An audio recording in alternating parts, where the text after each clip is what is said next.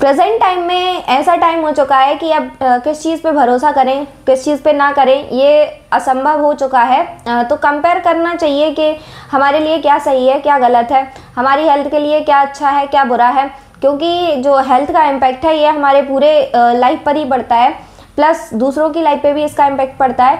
तो आज मैं आपके साथ शेयर करने वाली हूँ ग्लूटेन इंटॉलरेंस के बारे में। मेनली ये होता क्या है और ग्लूटेन जो प्रोटीन है इसकी वजह से क्या हेल्थ रिस्क हो सकते हैं। और बहुत से सेलिब्रिटीज से आपने सुना होगा कि वो ग्लूटेन फ्री डाइट फॉलो करते हैं और उसको प्रमोट भी करते हैं। तो ये ग्लूटेन फ्री डाइट क्या होता है, और गेहूं जो रोटी है वो आज भी कंज्यूम करते हैं लोग, पहले भी कंज्यूम करते थे, लेकिन इसका हेल्थ रिस्क अभी इतना ज़्यादा क्यों बढ़ा। तो जो ग्लूटेन प्रोटीन होता है ये गेहूं में पाया जाता है, और जो गेहूं में पाया जाने वाला ये प्रोटीन है ये उस आटे को सॉफ्ट एंड स्ट्रक्चर प्रोवाइड करता है और इलास्टिसिटी प्रोवाइड करता है। जब भी हम गेहूं की रोटी बनाते हैं तो अगर उसमें ग्लूटेन प्रोटीन ना हुआ तो वो टूट जाएगी, अच्छे से उसका शेप नहीं आ पाएगा। तो जो ग्लूटेन होता है ये गेहूं, जौ, रई इन सब में पाया जाता है। मेनली जो ग्लूटेन प्रोटीन होता है, पहले क्या होता था, पहले जो आज से 150-200 साल पहले की बात या फिर पुराने ज़माने की बात की जाए तो उसमें ओरिजिनल गेहूं जो यूज़ होता था, बंसी किस्म या फिर खेपली, ये सारी जो वेराइटीज़ हैं पुराने ज़माने की ये यूज़ होती थी, जिनमें इनका क्रोमोसोम नंबर जो था वो बहुत कम था, मेनली 14 या फिर 28 ऐसे होता था। तो वहाँ पे जो ग्लूटेन की उसकी क्वांटिटी थी वो मिनिमम थी, मतलब बहुत ज़्यादा नहीं थी। उसका जो स्ट्रक्चर था वो सिंपलर था, तो जो गट हेल्थ थी वो अच्छी थी उसकी वजह से। तो और जो ग्लूटेन खाते थे उस टाइम पे, जो ग्लूटेन था उसको हमारी गट पहचानती थी, उसको डाइजेस्ट ईजिली कर पाती थी। लेकिन आजकल के समय में जो आधुनिक वैरायटीज़ आ रही हैं उनमें इनका क्रोमोसोम नंबर बहुत ज़्यादा बढ़ चुका है, क्योंकि हमें क्वांटिटी बहुत ज़्यादा चाहिए। तो क्वांटिटी ज़्यादा करने के चक्कर में क्वालिटी कम हो गई, उसकी क्वांटिटी ज़्यादा हो गई, उसमें ग्लूटेन की जो मात्रा है वो भी ज़्यादा हो गई, उसका जो स्ट्रक्चर है वो भी कॉम्प्लेक्स हो गया। तो इसकी वजह से जो गट है वो बहुत ही कन्फ्यूजिंग हो जाता है, जिसकी वजह से बहुत ज़्यादा हेल्थ रिस्क हो जाते हैं। तो आइए समझते हैं कि ग्लूटेन इंटॉलरेंस होता क्या है। मेनली ये क्या होता है, स्ट्रक्चरल सॉफ्टनेस के लिए होता है, इलास्टिसिटी प्रोवाइड करता है। ग्रीन रेवोल्यूशन के दौरान जो ड्वार्फ व्हीट की वैरायटी है उसको ज़्यादा बढ़ावा दिया गया, क्योंकि उसमें जो क्वांटिटी थी बीज की वो ज़्यादा थी, जिसमें क्वांटिटी तो ज़्यादा हो गई लेकिन उसकी क्वालिटी जो है वो कम रह गई। अब इसके टाइप्स क्या क्या होते हैं, यानी कि जो ग्लूटेन इंटॉलरेंस होता है ये कितने प्रकार का होता है। तो पहला है सीलिएक रोग, जो कि सीलिएक डिजीज़ होता है। ये ऑटो इम्यून डिजीज़ होती है, जो कि जैसे ही ग्लूटेन हमारी गट में जाता है तो इम्यून सिस्टम को ट्रिगर करता है कि कुछ दूसरा एंटीजन हमारी बॉडी में एंटर किया है, उसकी वजह से जो हमारा इम्यून सिस्टम है ये हमारी ही गट की सेल्स को हार्म करने लगता है, उनको डैमेज करने लगता है।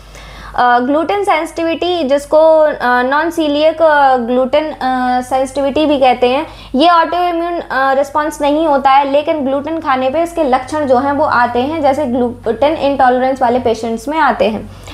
व्हीट एलर्जी क्या होता है, गेहूं के जो प्रोटीन होते हैं उनसे एलर्जी हो जाती है, तुरंत प्रतिक्रिया होती है, जैसे हाई स्वेलिंग, ब्रीदिंग डिफिकल्टी, ये सब आ सकती हैं। तो पहले के ज़माने में यह समस्या कम क्यों थी और अब इतनी ज़्यादा क्यों हो चुकी है। तो आज का जो गेहूं है वो बदल चुका है। देसी वैरायटी जैसे कि खपली हो गया, जिसका क्रोमोसोम नंबर 14 या फिर 28 होता था, तो खपली या फिर बंसी, ये सारी जो देसी किस्में हैं इनका यूज़ होता था। तो जिसकी वजह से जो ग्लूटेन था उसकी वजह से जो हमारी गट हेल्थ थी वो इतनी ज़्यादा अफेक्ट नहीं हो रही थी, क्योंकि अब उसका जो वैरायटी है वो बदल चुका है आज के ज़माने में। इसीलिए जो ग्लूटेन इंटॉलरेंस की दिक्कत है वो हो रही है। आधुनिक हाई यील्ड गेहूं में ग्लूटेन की मात्रा जो है ज़्यादा है और ग्लूटेन संरचना अधिक जटिल यानी कि कॉम्प्लेक्स हो चुकी है, जिसको तोड़ पाना गट के लिए थोड़ा मुश्किल होता है। प्रोसेस्ड फूड का बढ़ता उपयोग, जो हम ब्रेड खाते हैं, मैदा या फिर पिज़्ज़ा, पास्ता, इन सब की वजह से जो मैदा की क्वांटिटी है वो बढ़ रही है। तो मैदा का कंजप्शन बढ़ रहा है, क्योंकि उसमें जो ग्लूटेन होता है वो ज़्यादा होता है। ग्लूटेन ज़्यादा होने की वजह से जो प्रोसेस्ड फूड होते हैं इनको कंज्यूम जब हम करते हैं तो हमारी गट पे इसका बुरा प्रभाव पड़ता है। तो प्रोसेस्ड फूड या फिर फास्ट फूड की हमें इतनी ज़्यादा क्रेविंग क्यों होती है, ये वीडियो मैंने डाली है, तो आप लोग ज़रूर उसको विजिट करना। गट माइक्रोबायोम में बदलाव, गट माइक्रोबायोम क्या होता है, प्रीबायोटिक्स क्या होता है, प्रोबायोटिक्स क्या होता है, इसकी भी वीडियो मैंने डाली है, तो आप लोग उसको भी ज़रूर विजिट करें, तो आपको अच्छे से समझ में आएगा। जो आधुनिक लाइफ स्टाइल है, जैसे खाना टाइम पे ना खाना, स्लीप, एक्सरसाइज, इन सब में हम एक बैलेंस मेंटेन नहीं कर पाते हैं, किसी भी टाइम सोते हैं, किसी भी टाइम खाते हैं। तो ये जो लाइफ स्टाइल है इसकी वजह से जो हमारी हेल्थ है इस पर बुरा असर पड़ता है। तो आधुनिक लाइफ स्टाइल, दवाइयाँ मेनली खास करके एंटीबायोटिक्स, जिसकी वजह से जो बैक्टीरियाज हैं वो एंटीबायोटिक रेसिस्टेंस हो रहे हैं, प्रिजर्वेटिव्स का बहुत ज़्यादा यूज़, स्टेराइल लाइफ स्टाइल ने गट बैक्टीरिया को कमज़ोर कर दिया है, जिसकी वजह से वो ग्लूटेन को अच्छे से पचा नहीं पाता है। कमज़ोर माइक्रोबायोम ग्लूटेन को ठीक से प्रोसेस नहीं कर पाता है, जिसकी वजह से गट हेल्थ प्रॉब्लम होती हैं। खाना पकाने का तरीका बदल चुका है। जैसे पहले के ज़माने में क्या होता था, चूल्हे पे कढ़ाई रख दी, उसमें हम जैसे कि कुछ भी पका रहे हैं, दाल या फिर चावल, तो जब उसमें चावल पकाए जाते हैं उसमें जो पानी डाला जाता है उसका, जैसे हम देखें कि उसका जो स्टार्च होता है ये बाहर को निकल जाता है और उसको ऊपर का जो पानी होता है उसको फेंक दिया जाता है, उसके बाद दोबारा से पानी डाला जाता है। तो ऐसे क्या होता है, उसका जो एक्स्ट्रा स्टार्च चावल में पाया जाता है तो वो हटा दिया जाता है, जिसकी वजह से हमारी जो गट हेल्थ होती है वो सेफ रहती है, अच्छी रहती है। लेकिन जो आज का खाना पकाने का तरीका है वो बदल चुका है। कुकर आ गए हैं बहुत अलग अलग तरीके के। पहले जो गेहूं का आटा था वो फर्मेंटेशन प्रोसेस बहुत ज़्यादा उसमें होती थी, जिसकी वजह से उसमें जो गुड बैक्टीरियाज की मात्रा होती है वो बढ़ जाती थी, जिससे ग्लूटेन आंशिक रूप से टूट जाता था। तो पहले ही टूटा हुआ जो ग्लूटेन था अब हमारे गट को केवल उसको थोड़ा सा तोड़ना पड़ता था, जिसका जो हमारे माइक्रोबायोम होते हैं उनको आसानी होती थी। आजकल जो इंस्टेंट प्रोसेस्ड फूड में फर्मेंटेशन ऑलमोस्ट ज़ीरो के बराबर होता है या फिर होता ही नहीं है। तो फर्मेंटेशन कम होने के कारण उसमें जो बैक्टीरियाज होते हैं उसका नंबर कम होता है।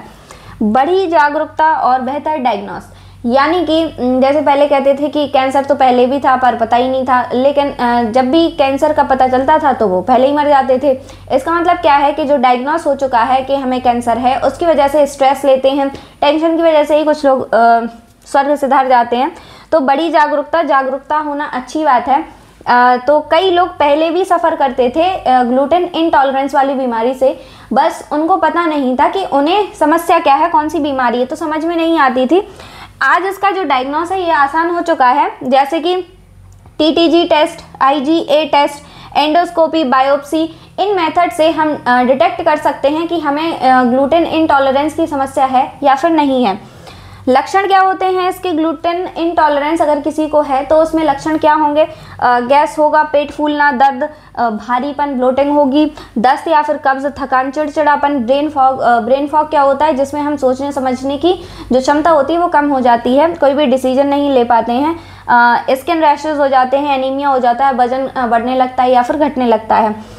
तो इसके उपाय क्या हो सकते हैं, तो इसके उपाय एक ही हो सकता है, अगर ग्लूटेन से किसी को समस्या है तो ग्लूटेन ही हटा दो। तो ग्लूटेन फ्री जो डाइट होती है उसको यूज़ करना चाहिए, और जो ग्लूटेन फ्री डाइट में जो आटा यूज़ होगा वो जैसे कि चौलाई हो गया, ऐमारंथ जिसको कहते हैं, ज्वार, बाजरा, रागी, कुट्टू, मक्का, किनुआ, इनका इस्तेमाल हम कर सकते हैं। इनका आटे की रोटी हम खा सकते हैं जो कि बहुत अच्छी चीज़ होती है।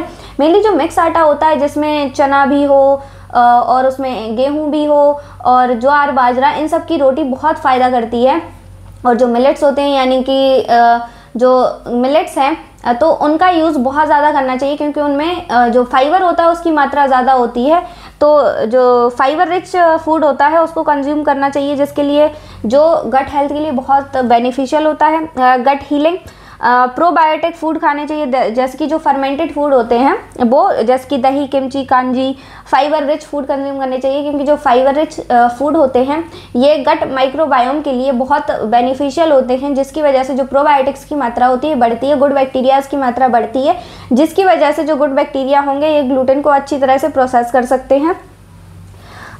विटामिन्स और मिनरल्स का कोरिलेशन, यानी कि जो ग्लूटेन इंटॉलरेंस होता है इसमें मेनली किसकी डेफिशिएंसी यानी कि कमी हो जाती है, आयरन की, विटामिन डी की, विटामिन B12 की, फोलेट की, इन सब की कमी हो जाती है, जिसकी वजह से इनसे रिलेटेड बीमारियां भी दिख सकती हैं। डॉक्टर से टेस्ट करवाना चाहिए कि अगर हमें ये सारी समस्याएं रेगुलर बेसिस पे हैं तो इसका क्या कारण है।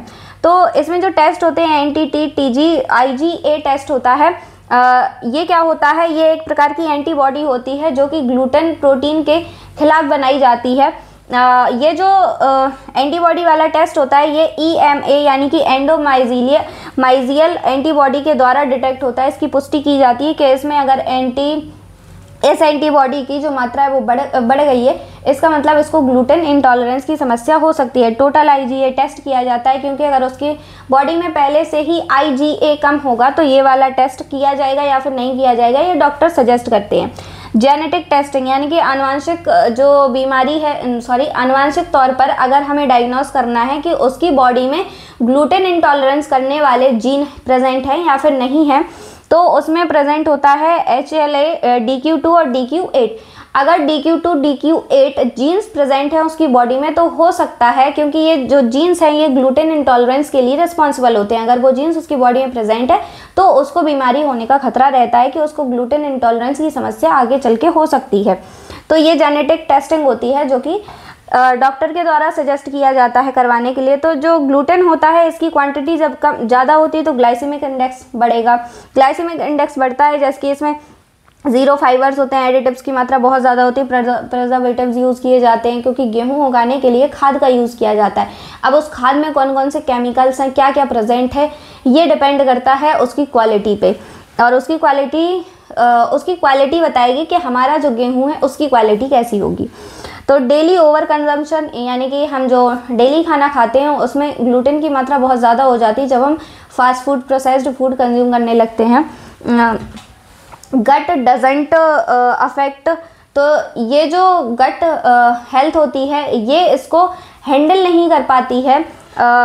ग्लूटेन जो है ये जब भी गट में जाता है तो ये एक प्रोटीन रिलीज करता है जिसको बोला जाता है ज़ोनुलिन, और ये ज़ोनुलिन क्या करता है, ये गट सेल्स को, जो गट सेल्स में जो टाइट जंक्शन होता है उसको ये लूज कर देता है, जिसकी वजह से लीकी गट प्रॉब्लम हो जाती है, जिसकी वजह से जो अनडाइजेस्टिव फूड होता है, जो अनडाइजेस्टिव न्यूट्रिएंट्स होते हैं ये डायरेक्ट ब्लड स्ट्रीम में चले जाते हैं, जिसकी वजह से समस्याएं हो सकती हैं। तो ये था ग्लूटेन इंटॉलरेंस के बारे में। अगर आपको पसंद आए तो please like, share and subscribe.